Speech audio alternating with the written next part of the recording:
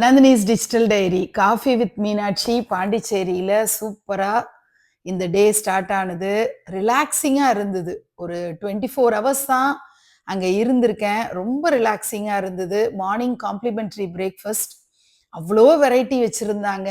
எதை சாப்பிட்றது எதை விடுறதுனே தெரியல.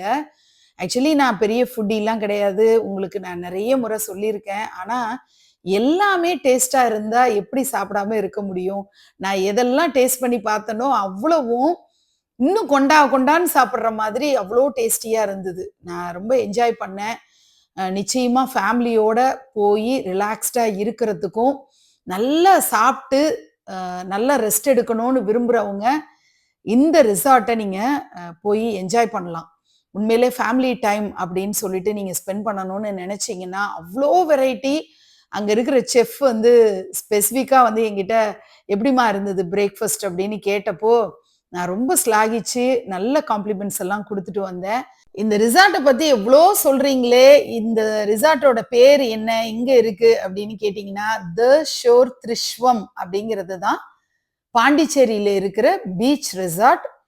உண்மையிலேயே ஒரு நல்ல ஃபேமிலி டைம் ஸ்பெண்ட் பண்ணணும், ரிலாக்ஸிங்காக இருக்கணும்னு விரும்புகிறவங்க இந்த ரிசார்ட்டை நீங்கள் போய் விசிட் பண்ணி பார்க்கலாம். ரொம்ப நல்லா இருக்கு.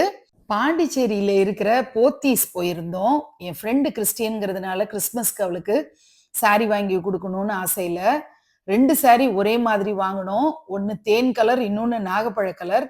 கேலண்டர் வந்து அங்கே காம்ப்ளிமெண்ட்ரியாக கொடுத்தாங்க. நான் தான் மாதா கேலண்டர் சூஸ் பண்ணேன். ஏன்னா நம்மக்கிட்ட வாசினி கேலண்டர் இருக்கிறதுனால அவள்கிட்ட கொடுத்துட்டேன்.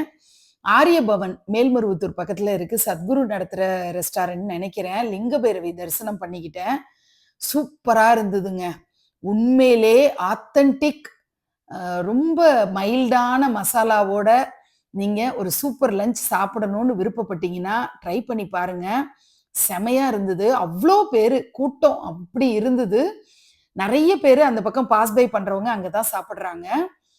வீட்டுக்கு வந்தோடனே பார்சல் ஓப்பன் பண்ணால் இத்தனை ஆர்னமெண்ட்ஸ் ஒன்று பார்க்க பார்க்க அழகாக இருக்கிற மாதிரி, அதே நேரத்தில் பட்ஜெட்டில் சூஸ் பண்ணி வாங்கினது. கிட்டத்தட்ட 8 செட்டா 9 செட்டான்னு கவுண்ட் பண்ணல.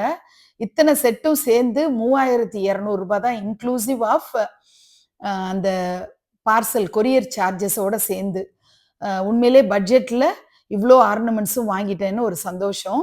பெண்களுக்கு ஒரு பழக்கம் உண்டு இல்லையா, கடையிலேருந்து வீட்டுக்கு வந்த பிறகும் நம்ம சாய்ஸ் வந்து கரெக்டான செக் பண்ணி பார்க்குற பழக்கம். அந்த மாதிரி தான் என் புடவையை எடுத்து பார்த்தேன். எனக்கு ரொம்ப பிடிச்சிருந்தது.